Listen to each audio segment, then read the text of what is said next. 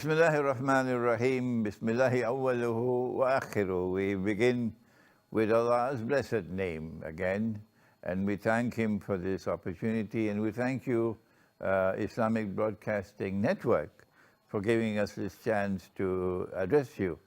We're still waiting for David to come, but he made some very important comments last time, and I want to remind you of what he spoke about. He spoke about the world market today, the world economy, as a casino market and a casino economy. Namely, it's a big gambling den. That's what it is. He spoke about speculative transactions. Majority of transactions today in the world market and the world economy is speculative transactions. And so money is not going towards productive activity. Money is going in search of more money, and this is a manifest corruption of the market. I attempted to direct him towards one of the causes of the corruption of the market today, and that was the fake money that we're now using. I call it fictitious money. They call it fiat money, but the real term should be fake money. And that is, they create money out of nothing. Only Allah, the Lord God, only He can create wealth out of nothing. We cannot do that. For us, Allah says, وَأَلَيْسَ لِلْإِنسَانِ إِلَّا مَا سَعَى. If you want to reap, you have to plant. The only people who can reap without planting are the banks. Yes, they can reap without planting. Why? Not because they are the Lord God. Why? Answer, they are reaping what others are planting. That is the banking system. So one of the causes of this corruption of the market today around the world is fake money. Money being created out of nothing. They call it fiat money. And they have used this monetary system of fake money to enrich themselves. And they take the fake money to buy free of charge, buy all the oil they want to buy free of charge, buy all the natural products they produce of the rest of the world free of charge, because they're producing the money out of nothing. But we now have to use their money to be able to buy and to sell. And when to use their money, we have to give them our real stuff, real goods. And so they are benefiting from this monetary system and becoming richer and richer, while the rest of us are sunk in growing poverty. And now we said it's not only the fake money that is causing the disruption of the economy. It is also, they take the fake money and then they lend it to us on interest, which is a double whammy. And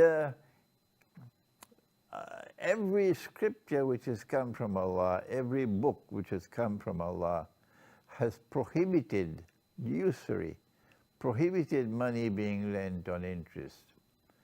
And the very last revelation to come down in the Quran, the very last one, was a revelation in which Allah did not speak about shirk, He didn't speak about tawheed, He didn't speak about fasting, He didn't speak about charity, He spoke about riba. That is the last revelation in the Quran. And in that revelation, He declared war on the moneylender.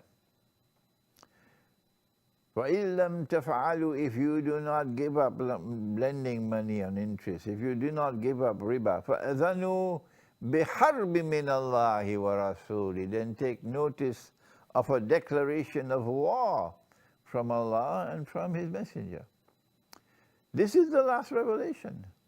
And our Prophet, Allah's blessings be upon him, spoke so harshly. He cursed. That's right.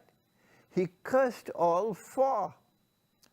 He cursed the one who takes riba, meaning you put your money in a fixed deposit and you're taking the interest. Prophet Muhammad ﷺ cursed you. And if you are the owner of the bank, or if you are a director on the bank, you got more to face on Judgment Day. Oh yes, they're living in a dream world. And then he cursed the one who gives the riba. That's right, yes. If you take a loan on interest and you're paying the interest, Prophet Muhammad ﷺ has cursed you. And if you have the curse of a prophet upon you, and you make dua, will Allah answer your dua? Which airline did you take to come from the moon? You're living in a dream world. If you have the curse of the Prophet upon you and you perform your fasting in Ramadan, will that be accepted by Allah? Wake up from your dream world. So he cursed the one who gives the riba. He cursed the one who takes the riba. He cursed the one who records the transaction. And he cursed the two witnesses. And he said they're all equally guilty. That's right. And every book which has come from Allah has prohibited this usury or riba. And today, the entire economy around the world is riddled with riba. The result of this is that money no longer circulates through the economy. When money is lent on interest, I don't have the time today to give a lecture on this subject, but I have lectured in the past on the subject, so you can go to my lectures and you can study it. When money is lent on interest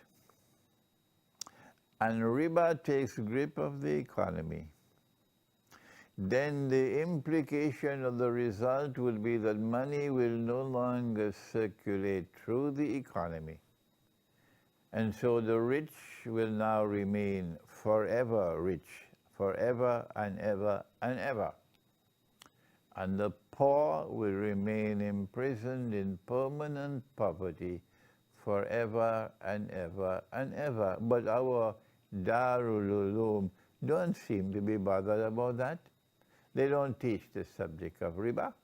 All our Maulanas and Shuyukh and scholars, distinguished and learned Islamic scholars, and they will never go on the mimbar to lecture on the subject. They do not have the capacity, they don't have the competence, they don't have the courage to teach the subject of riba. And yet it is so simple. When an economy is based on riba, wealth will no longer circulate through the economy. The rich will now remain forever rich. And Allah says in the Quran that He has instituted these laws كَيْ لَا يَكُونَ الدُّولَةَ بَيْنَ الْأَغْنِيَاءِ مِنْكُمْ كَيْ لَا يَكُونَ الدُّولَةَ بَيْنَ الْأَغْنِيَاءِ مِنْكُمْ, so that wealth should not remain permanently circulating only amongst the wealthy. Rather, wealth must circulate through the economy. The Christian world today has abandoned the prohibition of riba. The Hindu world today has forgotten the prohibition of riba, of usury, of money being lent on interest. The Jewish world the Jews have become the money lenders of the world. That's what they are today. They can't be annoyed with me for speaking the truth. They have become the money lenders of the world.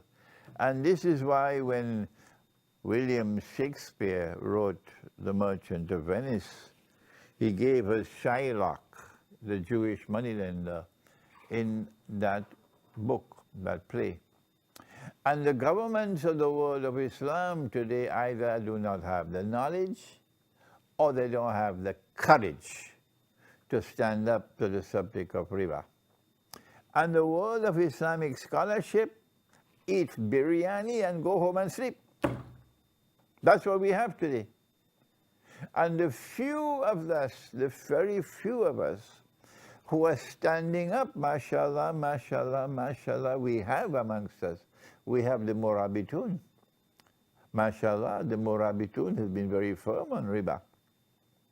Those of us who have been standing up and teaching the subject of riba, we are ostracized. No, ban him. You must close the doors of the masjid on him. See what Allah will do with you.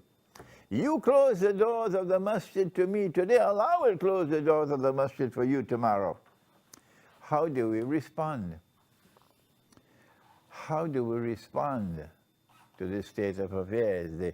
David said that it's a casino economy. He's correct.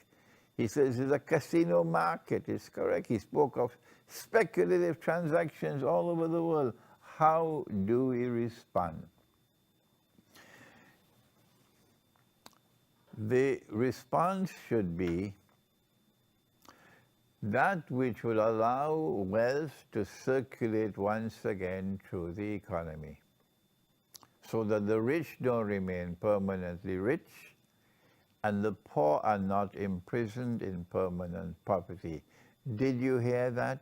That is the way to respond.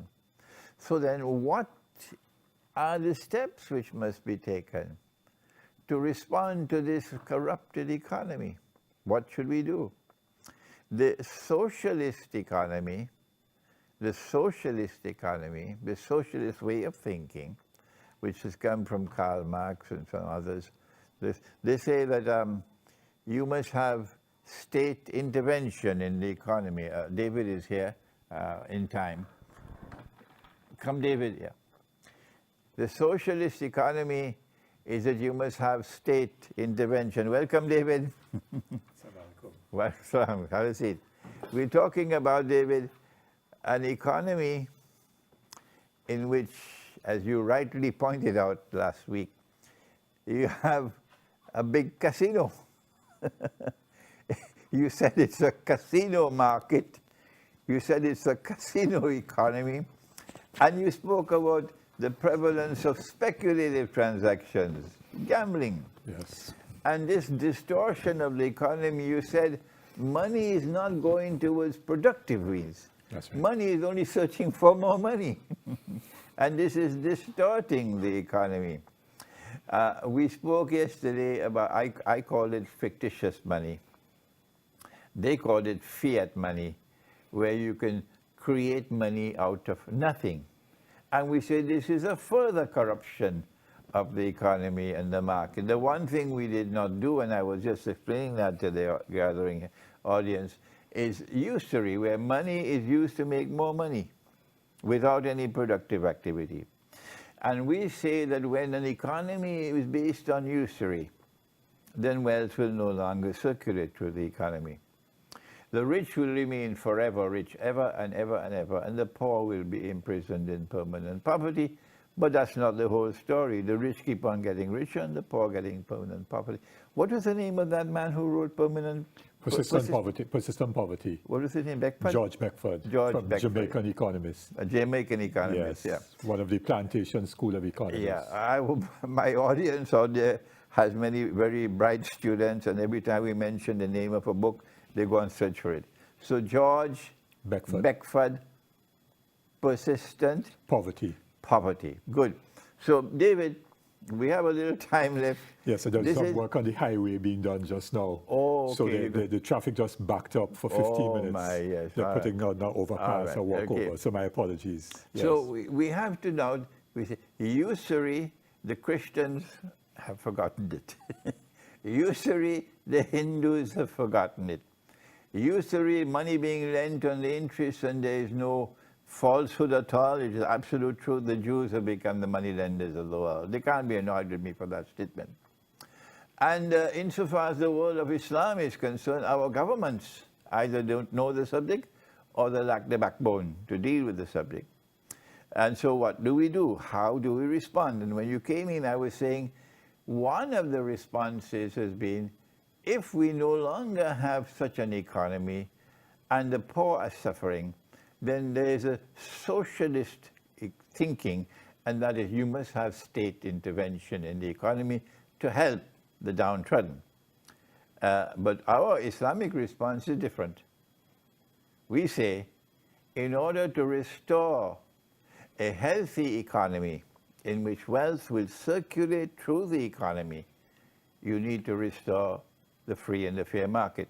David, over to you. Well, thank you, and it's a very important discussion, and these discussions are taking place globally with the crisis that is going on now. Some time ago, we developed, out of experience of others, the idea of the social economy, or the social solidarity economy. The ILO, International Labour Organization, actually does refer to it. And there are a number of people in Canada and elsewhere that developed the notion of cooperative activity. So you have financial cooperatives like the credit unions, then providing capital to small business people, organizing themselves in cooperatives, often workers who are displaced, retrenched, lose their jobs and so on, forming a business and then providing goods and services, and therefore transferring wealth, if you wish, into the communities. And that's an important dimension, because yes, you need government intervention critically. It's interesting that I'm not sure if I'm right, but I saw it somewhere that Boris Johnson government in the UK had to partly take over ownership of the railway system, which had been privatized in the Thatcher years. And I saw this morning Virgin Atlantic, and Branson, who's supposed to be this wonderful capitalist, innovator, champion, and so on, he's now seeking a bailout for Virgin Atlantic. Who's he going to get the bailout from? The state. So in 2008, 2009, in the United States and elsewhere, the state bailed out banks, they bailed out General Motors in the US, one of the biggest corporations in the world, and took ownership by way of shares and so on in return for the financial injection. So in moments of crisis, all that fictitious money, all that casino gambling, they then, when they're in crisis, turn to the state for support, and they get bailed out. The question then is, what does the state do with those assets that they may acquire in this moment of crisis? Do they then simply return the shares to the private owners in return for the money that they put in for the bailout, so it goes back into the same cycle again? Or is there some kind of social ownership model that gets created? Because our experience has been that state ownership by itself, while it is a necessary condition for broad-based ownership of assets and wealth and natural resources, is not a sufficient means, because you have a few elites who, because of their position in the bureaucracy, the technocracy, in the political corridors of power and so on, end up operating those state enterprises as if they were private owners. And through mechanisms of corruption, enrich themselves out of state assets as well, through the award of contracts and so on.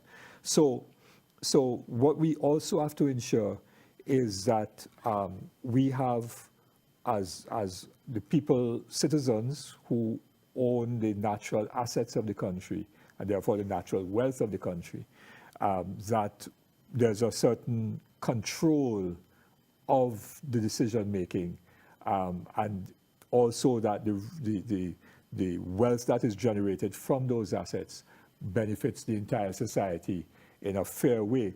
And the Constitution of Trinidad and Tobago, in the preamble, very interestingly, sets that out, because in our Constitution, in the preamble, it says that we, the people of Trinidad and Tobago, affirm our belief in the principles of social justice, that the resources should be organized to subserve the common good. Well, that's a strong statement. Not the good of a few, but the common good.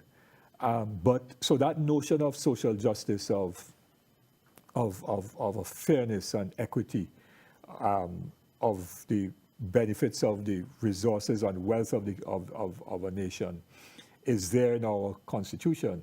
But how our economy actually works is not going to achieve that noble objective in the constitution. Let us turn to the market. Yes. We insist on a free and a fair market. I'll come back to that in a moment. My question to you is, are all the resources of a people, of a country, are all these a part of the market for buying and selling? Or is it possible that there are those things which belong to the country, belong to the people, like, for example, oil, which should not be in the market? Yes, I think that we have to make a distinction that there's some, what used to be called many years ago, but it's gone out of style, the commanding heights of the economy. You remember the third five-year development plan of the Williams government, 1968 to 73, spoke about control, ownership and control of the commanding heights of the economy. So key resources, oil and gas, ought to not be purely market-driven. Okay. Yes. Now, No ownership.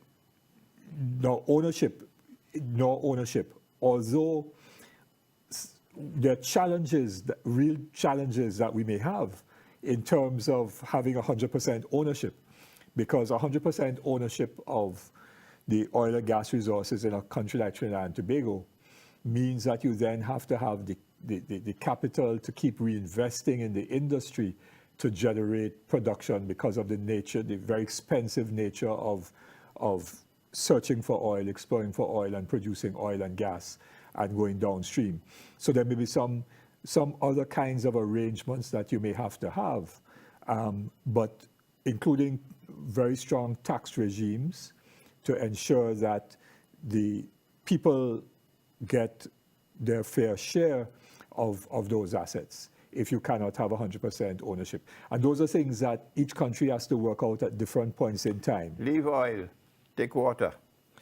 Certainly, water, in my view, water is a human right. It should never be a commodity. There you are. Never be a commodity. Right. It's a human right because we cannot live without water. Mm-hmm. And it is really awful where we now have gotten into this culture of bottled water, when the water that we could get from the tap, certainly in our country, is good enough to drink. Some countries maybe not, but certainly in our country. But water is a basic human right, and it should be enshrined as such in the constitution of the country, as a basic human right. In many parts of Africa, you don't buy and sell milk. No, milk is the common property of everybody. Well, yes, and you know, I'm sure that there are other things that we could identify as such. You know, now, electricity, for example, is not at the same level as water as a base, because you could live without electricity. But certainly the generation and transmission and distribution of electricity, because it is so necessary for modern life, ought to be something that is made available through state ownership and control to the population, so that those who have less income are not deprived of electricity. And I think we could add some others as well. Right. I think we're now on the same wavelength, that yes, there's a free and a fair market. Yes. But not all things are in the market. There are some things which have to be kept out of the market. Yes. And they are the common property of the people. Yes. Good? And just one other small point, and that is that the market, when you say free and fair, that's a very important defining of the market. Are we coming to that? Okay, because the market is, in many cases, is not free and fair. And what has been happening over the years with so-called deregulation and with the liberalization of the economy, the theory was that there were going to be many more producers and therefore a freer market, and therefore the consumers would benefit. What has in fact happened is that in many areas of the of the economy, of the production of goods and services, there's been a concentration of ownership rather than a liberalization.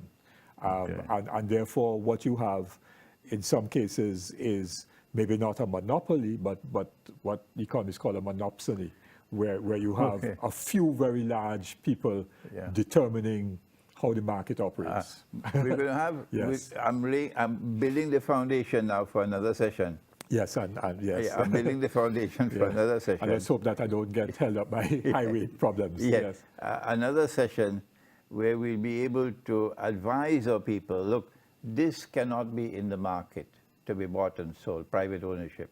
That cannot be, that cannot be. And you must resist, even if you have to wage war, you must resist the ownership of resources which should not be in the market. Okay? Yes, yes. So that those who want to put a rope around our neck and enslave us, we may resist them. Okay? And if now we want to ensure that the market remains a free and a fair market, what do we do with hoarding? What do we do with monopoly? What do we do with fake money? What do we do with money being lent on interest and so on? What do we do with insider trading and so on? What do we do when people have money and they want to invest it, they don't have the business acumen? And therefore you have the stock market, what we call Modaraba, where they say sleeping partnership. You have the business, I have the money. We bring them together. We want to ensure that the business is operating honestly, truthfully, so I get my share, you get your share. I'm building the foundation for the next, another session, yeah. But because I have been waiting a long time, David, for someone who can explain to me, and you are here, and mashallah, I want to tell the audience out here, I find, I don't like to say this in his face, but David is the best politician that we have here in the country at this time, the best politician, the man with the greatest integrity, and more knowledge than the others have, and more backbone.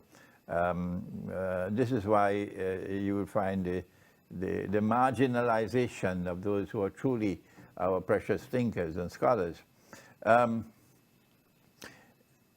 When we go back now to the beginning of this country and the birth of the People's National Movement and the coming of Dr. Eric Williams, and you said you can't understand why Dr. Williams did not make an alliance with Butler, because Butler was already there fighting slavery. And this is the man who wrote Capitalism and Slavery. But the PNM shunned him. They simply honored him by naming a highway after him. But there was a political separation between Williams and Butler. Williams did accept C.L.R. James, and they worked together for a while, but then after that they broke up. And I want you to put some light on this subject, David. You're one of those people because you knew C.L.R. James. Yes. What was the fundamental difference between the two men, and what was it that caused the break? It was fundamentally political in the sense that James had a different conception of what the party should be. And when the split came over, I think, trumped up allegations against James and his wife, Selma, who's still alive actually in England, over the management of the Nation newspaper. Oh. And so there were resolutions that were brought to a PNM convention, perhaps in 1961. The exact date is slipping right now, or very early on. This would be before independence, and the resolutions were attacking James and his wife over the management of the Nation newspaper, and there were scurrilous allegations and false that they were trumped up to get James out. And Williams knew about it. Williams was Williams would have been part of it. He may not have led it. In fact, I think A.N.R. Robinson was one of those who led the assault against James. Yes. But James then wrote a very important book initially called P&M Go Forth, but later became Party Politics in the West Indies. Party politics in the West Indies. And in that book, he had a scathing critique. He made a scathing critique of the West Indian middle classes. And he said the West Indian middle classes have essentially betrayed the workers' movement, that labor movement, and the ideals of the 1930s, because the West Indian middle classes have sold themselves to the interests of the elite, both the colonial elite. So, I mean, one of the things that James had a very acerbic tongue, wry sense of humor, loved to laugh and make jokes and so on, very wry sense of humor. But one of the phrases that one of the sentences that he wrote in that book that stuck in my mind, he said that, you know, these West Indian middle classes would do anything to get an invitation to the governor's house, because we're still a colony, yes? And so I love him. I love him. So, you know, they would trip up over themselves and I love Sierra James. and basically suck up to the governor, you know, to get an invitation to the governor. And so they disconnected themselves from the very social milieu from which they came. Because they would have emerged from the working people. Yes, because we talk about the 1950s, where the middle classes were relatively small. The educated middle classes were relatively small. And so what he also said is that they don't understand the real economy because they're not involved in the real economy. And they don't therefore have any ideas of their own. He was very scathing. Don't have any ideas of their own, which means therefore that they adopted the ideas of others. That's the middle class. I want to know about the two men. So he therefore saw Williams as the epitome of as a representative of that middle class. That is essentially what it came down to. Okay, but what about philosophy, economic philosophy?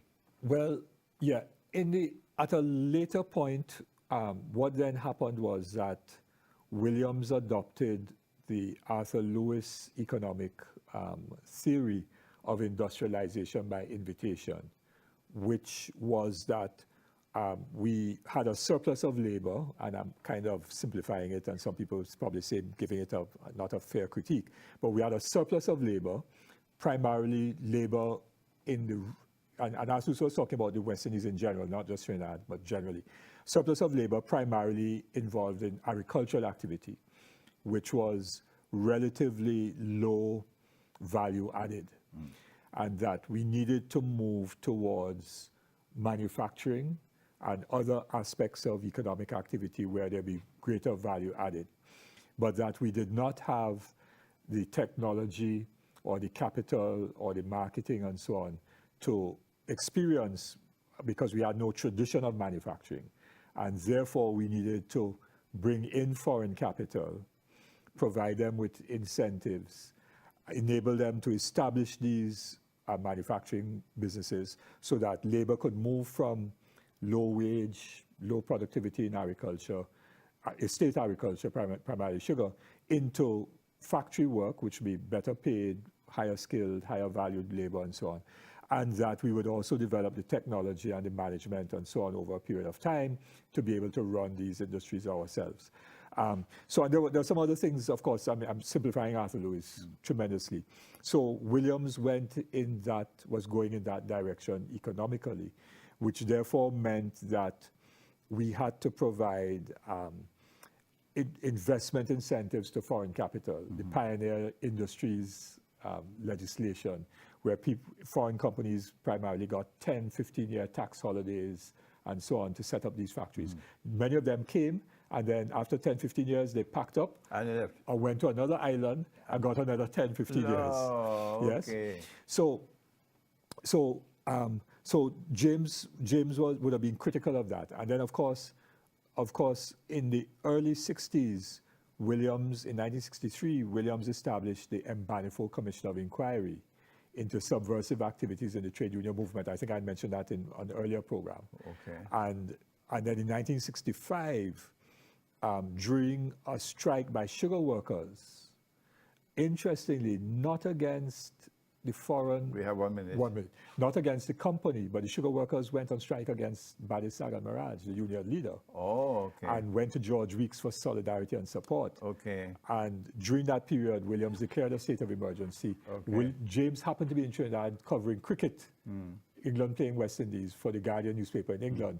He was staying in Barataria, and the state of emergency was in the sugar belt and in Barataria, so that James could be put under house arrest. Look at that. We're going to have to stop because we run out of time. Yes. But today I've got the beginning. I've been longing a long, long time now for someone to teach me the subject, and I'm grateful to you, David. We are hoping that we'll be able to get a program next week, Sunday, if I get permission to travel to come to IBN. But if we do get the permission for an hour and a half, we're going to have a live streaming. And we'll open the lines for you wherever you are in the world. You'll be able to call in from anywhere in the world you are. There's a telephone number at the bottom of the screen. Please put it there, IBN number. Please put it at the bottom of the screen. You'll be able to call in from wherever you are in the world. And it will live stream. And we will be able to talk about the virus and the implications of the virus. There's the bottom of the screen, that's the number. You can call from wherever in the world you are. I'm going to try to get some earphones so I can hear clearly what you're saying. And we'll be able to discuss the immense problems which have arisen around the world in consequence of this manufactured virus. Thank you. Wassalamu alaikum. Thank you, David. Thank you.